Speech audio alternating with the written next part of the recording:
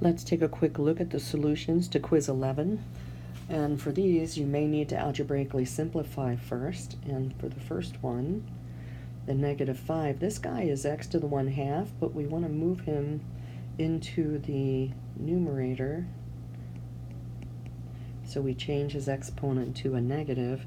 That gives us then the first derivative is equal to, bring the 1/2 down, so you get positive 5/2, that's 5 times 1/2. X to the -1/2 minus 1, so you get -3/2. This guy we don't have to rewrite. The 2 comes along for the ride.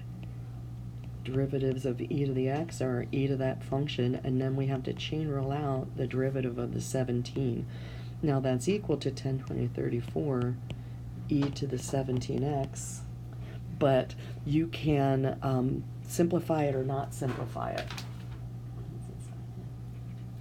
For the next one, we're going to use the chain rule, so we're going to write, okay, my pen is starting to die, f prime of x, and we get the natural log of the base, keep the function the way it is, and then chain rule out the derivative of that exponent, which is a 2x, and just leave him like that, don't simplify it.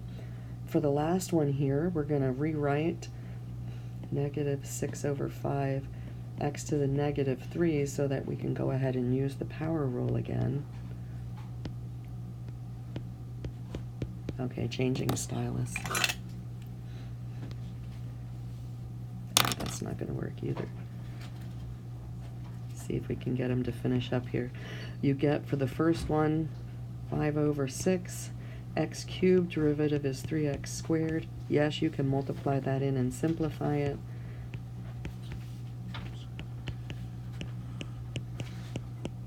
So for each of these, you can take these 3's and divide 3 here and here to get 5/2. And here you can multiply this in, but you don't have to. Then for the next one, it's asking you for the rate of change. That just means the derivative. So we're just looking for the derivative of s of t, and that's 6.67, and the derivative of t squared is 2t. And you can multiply that 2 in. That's it. You're just done then. So that was not meant to be a trick question. It's just meant to say, do you understand what they're asking you to find when they ask you to find the rate of change? Now for this next one, we need to find the equation of the tangent line. So we're going to look for the slope first. That's with the derivative. So we get 6x squared. We're going to evaluate that at 3. 3 squared is 9. 9 times 6 is 54, so that's the slope. Then we need a point, and so we find f of 3. That gives us 2 times 3 cubed.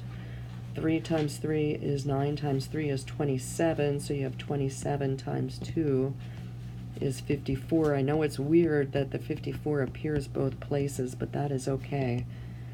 Now we're going to use y equals mx plus b, and we're going to use that point and the slope, and then substitute everything in.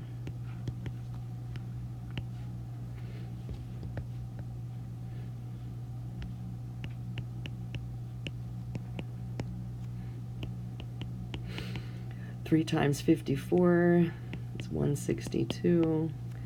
So subtract 162 from both sides, and you get 108 with a negative. So that means this guy's equation is y equals 54x minus 108. This is a good problem to know how to do. That's it. I hope you have a great day.